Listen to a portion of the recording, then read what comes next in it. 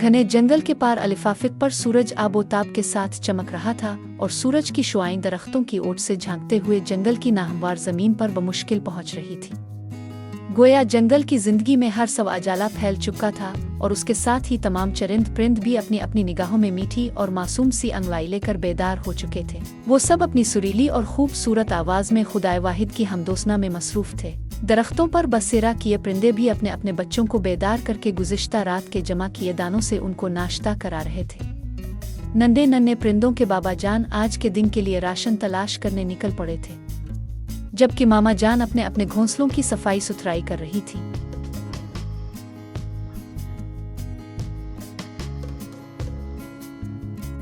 इन्हीं दरख्तों में से एक दरख्त पर चिड़िया भी अपने दो नन्हे नन्हे बच्चों के साथ रह रही थी।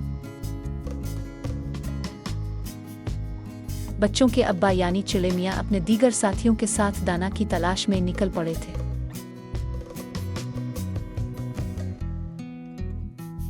मामूल के मुताबिक चिड़िया भी ने अपने बच्चों को नहलाया धुलाया और दीगर कामकाज से फारिग रहकर अब वो पड़ोस के दरख्त पर भी फाख्ता के बच्चों की तबीयत दरियाफ्त करने गई हुई थी।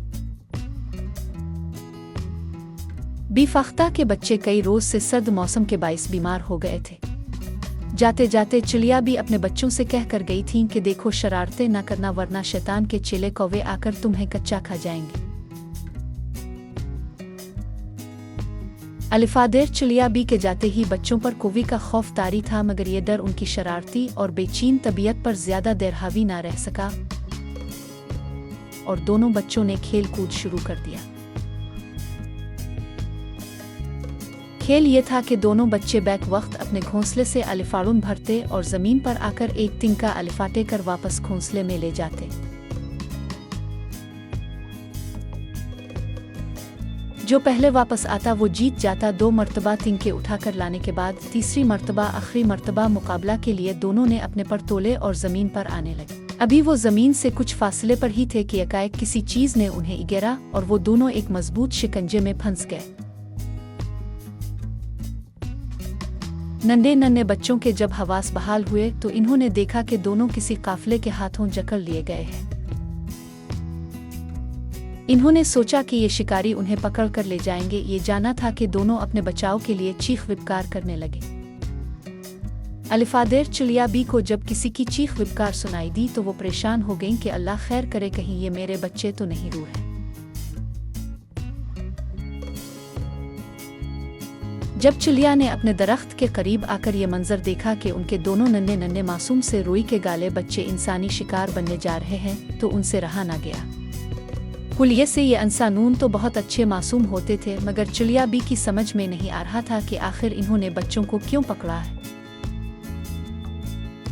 अपनी जान खतरे में डालकर वो उन चंद आदमियों के गिर्द मंडलाने लगे और साथ साथ अपने अल्लाह ताला से दुआ करने लगे कि अल्लाह ताला मेरे बच्चों को इनसे नजात दिलू दे, ये तो बेकसूर है। अभी चिड़िया अपने अल्लाह ताला से दुआ मांग रही थीं कि उन्होंने देखा कि एक और शख्स इस इंसानी काफिला के साथ हमले। ये शख्स उन सब में बहुत बाइखलाक, शरीफ और भले मालूम होते थे और इस पूरे गिरोह के सरदार भी शायद यही थे। जैसे ही उन्होंने देखा कि चिड़िया बी के 2 नन्हे नन्हे मासूम बच्चे उनके साथियों के कब्जे में हैं और उन बच्चों की मां परेशान उनके गिर्द मंडला रही है तो वो फिक्रमंद हो गए और उन्होंने अपने साथियों से पूछा कि किसने उन मासूम बच्चों को पकड़कर बेजुबान चिड़िया को तकलीफ पहुंचाई है। काफिला के लोगों ने अपने सरदार को सारा माजरा कह सुनाया कि जब आप अपनी जरूरत के लिए गए तो हमने उन बच्चों को पकड़ लिया। जब से ये चिड़िया अपने बच्चों के पीछे हमारे सरों पर मंडला रही है।